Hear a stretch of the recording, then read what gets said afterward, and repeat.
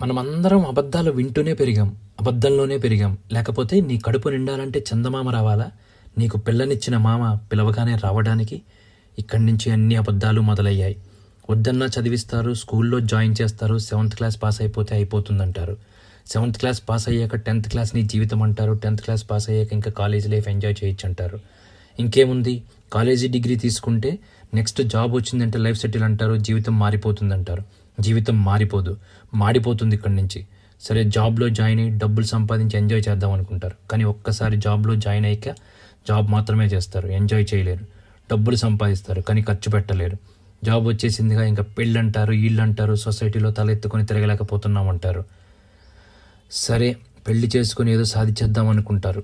జనాభాను పెంచుతారు, జనగణమన పాటిస్తారు. మీరు చేసిన తప్పే మళ్ళీ వాళ్ళ చేత చేయిస్తారు. ఫ్యూచర్ బాగుండాలని ఇల్లు కొనుక్కుంటారు, ఈఎంఐలు కడుతుంటారు, తను చిక్కిపోయేంత వరకు కష్టపడుతుంటారు, కష్టాలు పడుతుంటారు, కన్నీళ్లు పెడుతుంటారు, చివరికి ఓ మూల కూర్చుంటారు.